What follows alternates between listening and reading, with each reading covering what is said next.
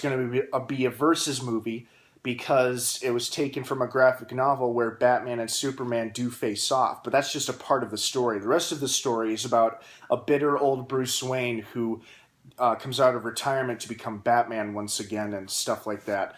And it is a pretty cool story. I've read about it. I haven't read the graphic novel, but I've read about it and I've seen a couple clips from the animated movie, and it's pretty cool. But anyway, so Wonder Woman has also been cast, but we do not know the extent of her role. We don't know how much of a role she's going to have. Now, recently, Gal Gadot has confirmed what kind of powers Wonder Woman is going to have, which means she will definitely get some screen time. So that's a given. What kind of role she'll have, we do not know. Personally, what I am guessing is that I am going to...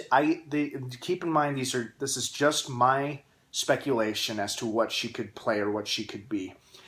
I see her being kind of like the moderator between Superman and Batman. Like, when these guys are like close to killing each other before either one of them has a chance to destroy the other, she's going to come in and be like, whoa, whoa, whoa, guys, relax. We're not each other's enemies. Lex Luthor is the enemy. He's been playing you both all along. Will it actually go down like that? I don't know, and if it does, I hope it's much better scripted and spoken than the way I just played it off. But, so I think she could either be a moderator who steps in because, she's watching from her homeland and she wants to help, but she feels like she can't until she's like, you know what, I gotta step in. I can't let these two destroy each other because they're both protectors and public servants of mankind, and they stand for truth and justice, and they fight evil, and I can't watch them destroy each other when they both represent the same thing. So I gotta step in and stop these two from killing each other.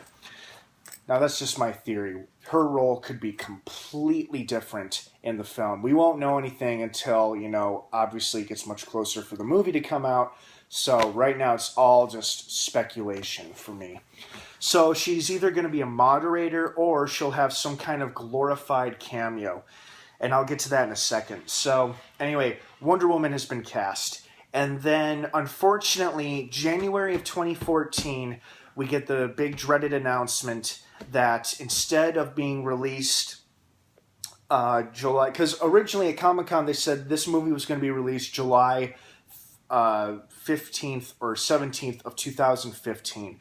But that was changed to May 1st of 2015 because they did not want to do the July release date because they'd be going up against Marvel's Ant-Man.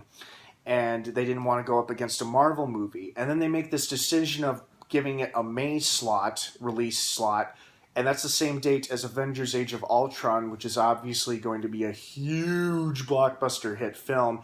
And nobody, DC, Warner Brothers, or any other studio, nobody would really want to go up against a huge, highly anticipated movie like that on the same release date for box office reasons, because your movie won't sell when Avengers is playing, bottom line. So it doesn't matter if it's Warner Brothers or DC or anybody else. Nobody wants to go up against the release date of a highly anticipated Marvel movie. So anyway, but getting back to my original point, January of 2014, they say, okay, and then this is where it fueled a lot of the criticism. People who are already critics and skeptics about the movie, this is where it only gave them more fuel, because Warner Brothers says that we are changing the release date from May 1st, 2015 to May 6th of 2016. And they said that this was for creative reasons. They said they realized they needed to give the production and creative team enough time to really take in the scope and the scale of the visual and meaningful storytelling and the kind of story that they want to show us and tell us in Batman v Superman: Dawn of Justice. Keep in mind, that title still has not been released yet. That was not the title. It's just known as the Batman versus Superman movie. So Warner Brothers says that they want to give Zack Snyder and his creative team enough time to really, really put together a good movie. Now, there are pros and cons to this. Pros: this gives them lots and lots of time to take their time with it, to film it, and if necessary, reshoot it, And when it's in post-production, which it is right now, currently in post-production, this gives them plenty of time to really, really watch it and look at it and observe it and make sure that it looks and comes off the way they want it to be presented when it's released in theaters a year from now. So that is a plus side, that they're taking their time with it and they want to make sure that they get it right, that they want to do it right, and they want to please the audience. They want to satisfy the fans. So that's a very good sign. Cons. It gave fuel to the critics and the skeptics about how the movie's going to be an instant flop, it's going to be a disappointment, it's going to suck, they're just trying to play catch up to Marvel, which is partly true because they are creating their own DC universe.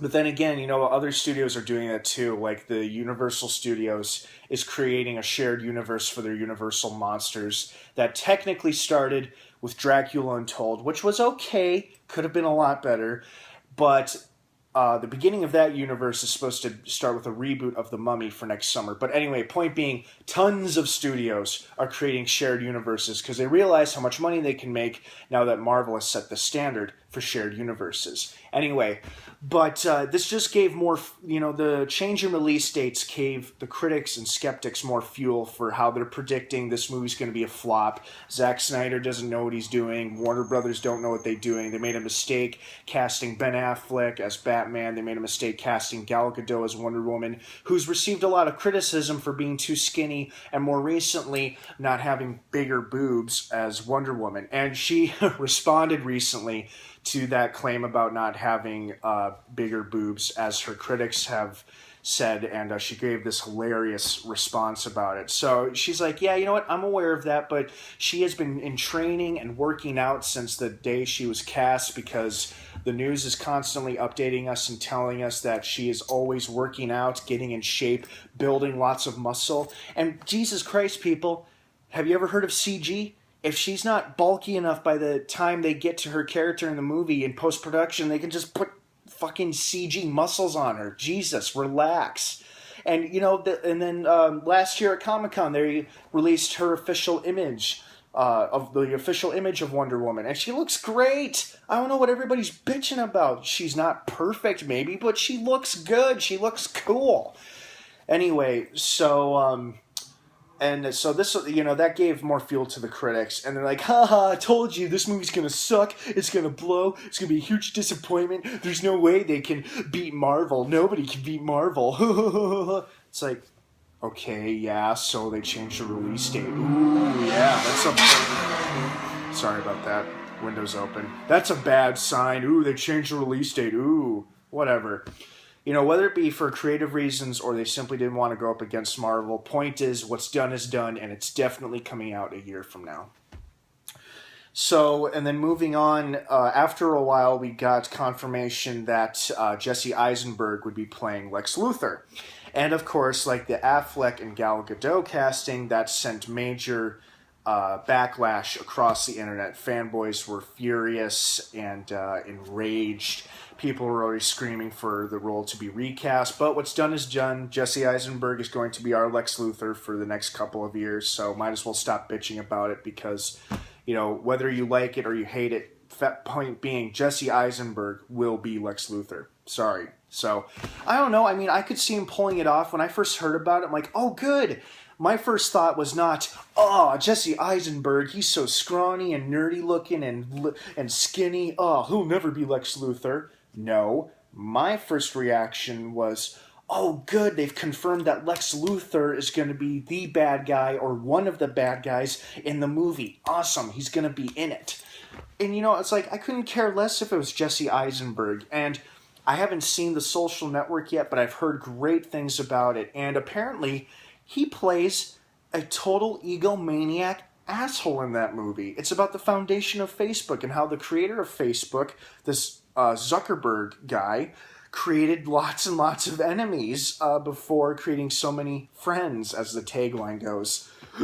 Excuse me. So it's like, and he plays a huge egomaniac prick in that movie. And what do you think Lex Luthor is? He's an egomaniac prick. He's a power-hungry, I think I'm better and smarter than everyone prick.